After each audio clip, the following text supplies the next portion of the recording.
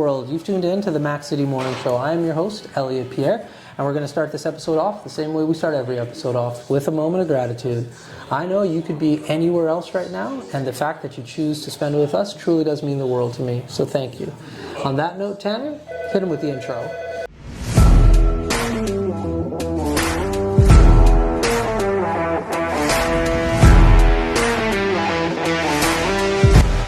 And we are back. As you can tell, this is another episode at Coldwell Banker. Big shout out to Colin Hartigan for making this take place.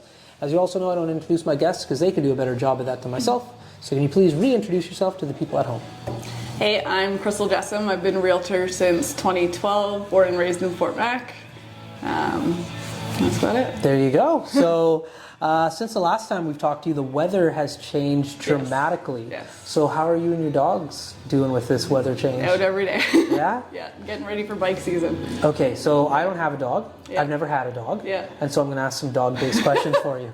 So when you have a dog and you're taking them out in this type of weather conditions, like they're getting muddy and stuff. Oh Like, yeah, she's shaved right down. That's right. So Bath like every day. there we go. So like, do you have to bathe your dog like every single day? Quite a bit, yeah. Wow. What a time investment. Yeah. So like, it's one of those things, I've never had or owned a dog. It's never been on the radar. But like, as a non-dog owner, you look at it and there's a bunch of like romantic aspects of it. Yeah. In regards to like, oh, it'd be nice to have like that travel companion. Yeah. They're adorable. They look really nice. But like, then like reality kicks in regards to like, man, you got to pick up their poop. You got to bathe this thing all the time. It's all those like, things that you get used to, though. Yeah. I mean, it's the same. People with kids do a lot more than I do with my dogs, so. yeah, fair enough. Yeah. Fascinating. So, Wait a second. Do you like dogs, though? So. like, you mind? animals in general. Yeah. Like, I'm not like a huge animal person. I just was never like raised around them. Yeah. I am comfortable with dogs now. Like when I Okay. was younger, I never used to be. But like, if a dog's here right now, like I love to smell it. I'll pet it and everything. Yeah. Cats, on the other hand, sorry, cat people.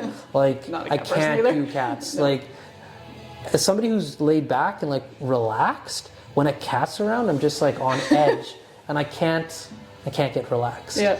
But like with a dog, I can be okay with a dog, the right type of dog. Yeah. And I have this little boy, and he just loves cats. Yeah. No, I was just curious cats. because I kind of threw mine at you, and Oh yeah. I wasn't really sure. Yeah, that was fine.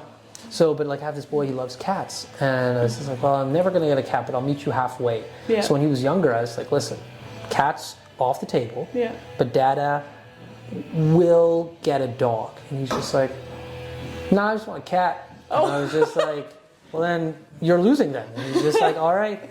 And so now that he's a little bit older, he's just like, you know what, maybe we can get that dog. I'm like, no. That was a one-time offer. You had your chance. Yeah, you made your decision, no pets. He's like, all right, whatever. I just wanted a cat anyway. So. Yeah. Did you grow up in a family that was like dog friendly? Yeah, we always had dogs, yeah. Okay. And so, how does that work in regards to picking a dog? I just picked one that's hypoallergenic because she doesn't shed, and I didn't want to clean up for her. Right. And so that was like the main deciding factor when it came to And I getting wanted a dog? bigger dog, yeah. Okay. Yeah. Like, for everybody at home, this is a dogs episode because I don't know anything about dogs. When you're going from a small dog to a medium-sized dog to a big dog to like some dogs are like Yeah. monstrous. Like, why? What's your thought process in regards to like, are we looking at activities we can do? Are you Yeah. basing on a look? Like, how does Yeah, that no, all- basically to take her for hikes and stuff like that. If you take it, if you have a small dog, you're probably gonna carry it and that sort of thing. So Right. she can play fetch. I don't have to carry her. She can do her own thing. Yeah. She So can it keep, she really can is. keep up. Yeah. So it really is a lifestyle choice then. Yeah. Yeah. So here's my next question.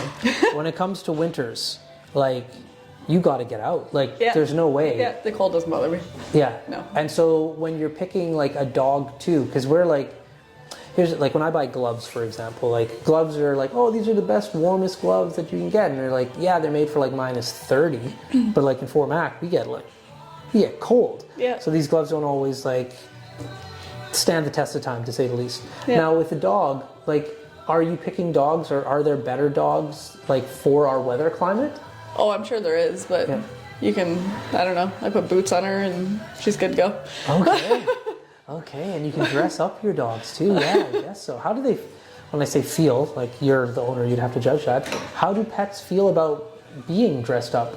I think most don't like it, but she gets snow stuck in her paws and stuff, so she doesn't care. Okay. If I don't put them on her, then she's picking at her feet. So. That's right. Yeah. Fascinating. Okay, let's switch the conversation. I could ask you dog questions all day because I literally know nothing about pets. But when it comes to the real estate market, this is going to air pretty much like, not this week, but the next week. So it's time sensitive. We're in spring now. Definitely. As far as like the weather is concerning. Yeah. What does that mean for real estate? I seem to be super busy lately. I think there's a lot of buyers that recently came out of the market that are ready to buy now. I have a few people that are looking for something to move up into. So somebody that might have been living in an apartment earlier or a rental, trying to find like a long-term house basically. But yeah, it's been busy. Yeah. When I used to buy properties, which I don't do anymore, not allowed. I always like to shop for houses in spring. Yeah. Because you're seeing the shifting of like the house. Like, and so if there is anything taking place, it's a good time. Like if there's foundation cracks, you might see the leaks from them. You'll finally see the roof after the winter to see what the shingles look like. That's right. See if the downspouts are there or clogged or anything like that. Like there's a lot of benefits to it for sure. Yeah. Like I know, like it was one of the discussions I had with my real estate agent at the time, because he really coached me through a lot of like the buying when I would buy and like sell houses, and he was saying like, it's not going to look as pretty from the outside. Like curb appeal, this is not the best time of year. But he's just like, but that's what he taught me. He's just like, hey man, things are going to fluctuate, and you're going to actually see the house potentially at its quote unquote worst. So like, you can finally see like the yard, how big the driveway is, all that sort of thing. There is websites with the RMWB that you can see aerial shots of things. Right. So I usually bring that up in the winter just to show like again how big the driveway is, what's in the yard, if there's patio stones, if there's anything like that. But it's nice to be able to actually walk around and see it too. Yeah, that's exactly it. So in regards to like real estate in this type of year, traditionally is this a higher volume season, or is it? I would say, yeah. We usually pick up now. Typically in the summer we slow down a little bit just because people start going on vacations, and a lot of people are from here too, so they go see family and whatnot. And then usually we pick up again after that. But so about the seasons, this is always something that's fascinated me. Is this something that you guys like kind of like keep track of? Like we're in the middle of or coming out of spring break right now for like Fort McMurray. So my wife's a teacher, so she bounced, and I was out of town for a little bit as well. Like the town definitely slows down during these like long haul holidays. Like, do you find the real estate market is like kind of based and goes and ebbs and flows with that? Definitely, yeah. When there is time periods that people are vacationing more, of course, real estate slows down for sure. Right. And even open houses, typically, if it is a long weekend or something like that people are going to be traveling, I won't book an open house because it's probably going to be fairly slow. So I'll use that time to either do things behind the scenes, book my own vacation maybe. That's right. Or, yeah. So here's the next thing. You just nailed it. Like, thank you for this idea. Open houses. Yeah. You're still doing, like, real estate agents are still doing them? Like, are they still attended? Like, fill me in about the open house market, please. It's a good way to meet new people. It's a good way for buyers to get out and see what they like and don't like. Even my own buyers, sometimes I'll send them out to open houses, because the more you see, the more you can narrow down exactly what your preferences are. Right. But yeah, for us too, it's just a good way to meet people. You can bring your own information, show them your personality. They can see other agents too. Not everybody's going to be the perfect fit for everybody out there. So it's a good way to shop around for agents. So it's still a worthwhile thing to do then? For everybody, yeah. Awesome. It's more exposure on the house. Good for buyers to figure out what they want. Good for us to meet new people. Right. Okay. Because like, when I used to be buying properties, like the internet wasn't what it is now. Like, and the pictures you would see online were extremely limited. So it was one of those things where like, you need to go check out this house, like physically. But over the years, as technology has improved, pictures are better. You don't have like, I can only post 3 pictures. You can post like the whole house if you want to.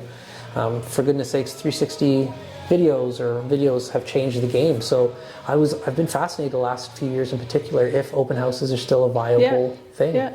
So it's still like virtual tours and pictures and all that sort of thing. It is really good, but it's still it happens 9 times out of 10 where you get to the house and people are saying, oh, it's way different than the pictures were. So you still got to see it in person to really get a feel for it. Oh, definitely. Yeah. Fascinating. Well, listen, Tanner tapped his watch, so that means we're out of time. That being said, as you already know, you get a shameless shout out or plug. So you have the mic, the camera, the lights. Have fun. I guess if you're looking for a realtor, I'm outdoorsy. If you have questions about trails or anything like that, of course, give me a call. I don't take a whole lot of vacation, so I'm always around.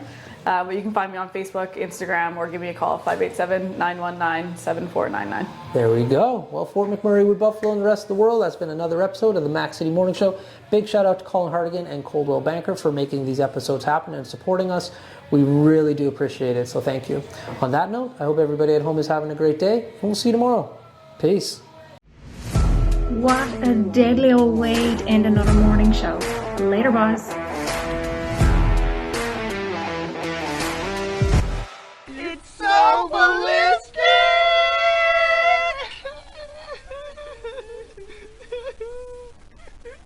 Talk about quenching your ugly thirst.